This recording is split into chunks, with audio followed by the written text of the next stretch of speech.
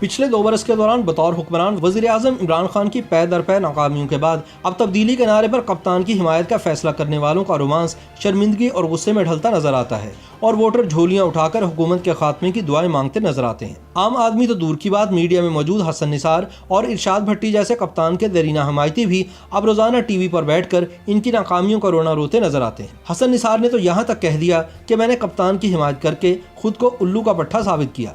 तारीखी महंगाई के बायस अपनी माशी तबाही के बाद अवाम एहतसाब का नारा भूल चुके। दाल, सब्जी, घी और चीनी की कीमतों से शुरू होने वाले गिले शिकवे अब पेट्रोल, बिजली, गैस और पानी की कीमतें बढ़ाने पर लानत मलामत तक जा पहुंचे हैं। अवाम की हालत उन सपोर्टर्स की तरह हो गई है जो अपनी टीम को पूछते पूछते इस हद तक आ गए हैं कि अब इन बेसमत लीडर्स नुमा खिलाड़ियों को देखकर खाली बोतलें उछालने पर तैयार हैं। अंडे टमाटर महंगे बड़े हैं, सो वो फेंकने से रहे। बहुत से ऐसे सोशल मीडिया स्टार जो कभी कप्तान की कप्तानी का दम भरते नहीं थकते थे, अब तहरीक इंसाफ की ऐसी शानदार टीम परफॉर्मेंस देखकर बगलें झांक रहे हैं। उधर अवाम जख्म खाए बैठी है, उधर पीटीआई में यहाँ वहाँ से इलेक्टेबल्स के नाम पर जमा किए गए मेंबरान असम्बली उधार खाए बैठे हैं। इलेक्शन जीतने के लिए तहरीक इंसाफ ने ऐसे अफराद को भी पीटीआई में वेलकम किया था जो जद्दी पुश्ती सियासत में कामयाब और पार्टी में धड़ेबंदी के फन में ताक थे। आज पीटीआई के सामने सबसे बड़ा चैलेंज ही ऐसे सियासतदानों को नत डाल कर रखना है जिनकी सियासत इनके हल्के के गाँव और तहसीलों की जात बिरादरियों के गिर्द घूमती है।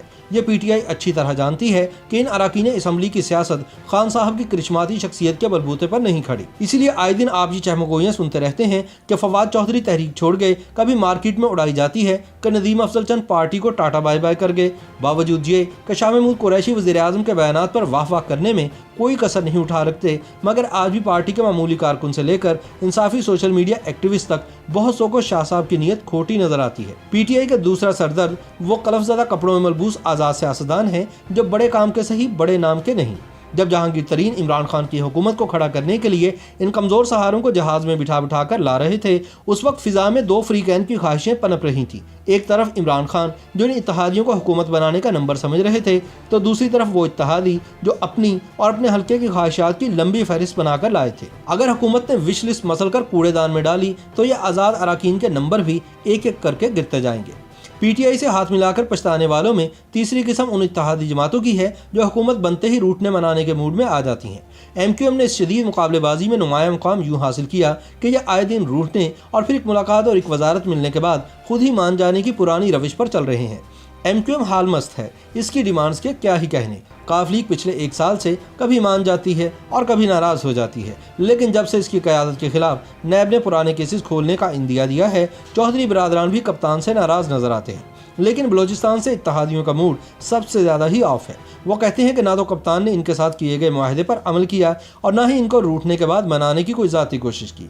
ये कहते हैं इन्हें इज्जत भी नहीं मिली, कई महीने इंतजार के बाद भी खान साहब से मुलाकात नहीं हो पाती। इतने ढेर सारे मांगे तांगे के इत्तेहादी तेरे मेरे से कहकर लाए गए आज़ाद मेंबरान, कहीं मतलब के यार और कहीं गर्ज की दोस्ती। कच्ची बुनियादों पर खड़ी हुकूमत की कुर्सी को कप्तान की हुकूमत बनवाने वालों ने गैर मुंतखब अफराद की नाअहलियों से लाद दिया है। इन हालात में खदशा है कि तब्दीली लाने में मुकम्मल तौर पर नाकाम होने वालों की तब्दीली के लिए हल्की सी भी हवा चली तो यह कागजी हुकूमत धड़ाम से मुंह के बल ना आ गिरे।